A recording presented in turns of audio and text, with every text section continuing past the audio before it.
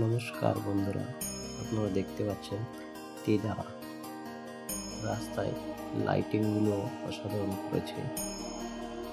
তিধারা মণ্ডপ সজ্জা দেখতে পাচ্ছি এখন অসাধারণ করেছে। এবার মাঠে দেখো অসাধারণ পুরীর জগন্নাথ মন্দির। তবে এটা দেখতে গেলে একটু রাতের দিকেই যেতে হবে, সন্ধ্যা রাতের দিকে। প্রচুর ভিড়, একটু সময় নিয়ে যাবেন। লাইন তো কমসে কম 1 ঘন্টা থেকে 2 ঘন্টা দাঁড়াতে হবে।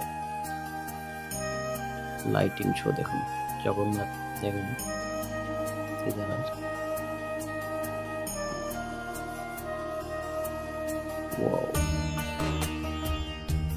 প্রচুর ভিড়, শুধু একটু সময় নিয়ে যেতে হবে এটাকে দেখতে।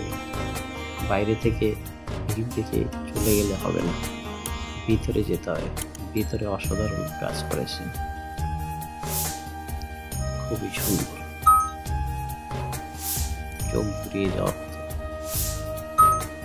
গেটটা এন্ট্রি দেখুন, যেরকম লাইটিং শো করেছে সেরকম দেখতে। দেখুন মন্দিরটি অসাধারণ করেছে, অনেক বড় জায়গা নিয়ে মন্দিরটা করেছে এক মাঠের ভিতরে।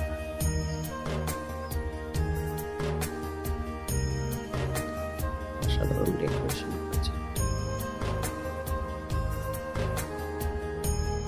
স্ক্রিনে জগন্নাথকে এমন ভাবে সাজিয়ে রেখেছে, খুব সুন্দরভাবে দিচ্ছে। জগন্নাথ মন্দির হয়তো আমার মনে হয় এত সুন্দর করতে পারেনি, যা এটা এত সুন্দর করেছে। দেখুন সব জগন্নাথ, ঝাড়টাও অনেক বড়, প্রতিমাটাও খুব সুন্দর করেছে। সরস্বতী ঠাকুরের অসাধারণ। মন্দিরটা দেখুন কত বড়, রাম মন্দিরের থেকে কম নয়। মন্দিরের যে ঝান্ডাটা সেটাও দেখুন পুরীর মতনই করছে। ভিডিওটি ভালো লাগলে শেয়ার করবেন, অন্যকে দেখার সুযোগ করে দেবেন।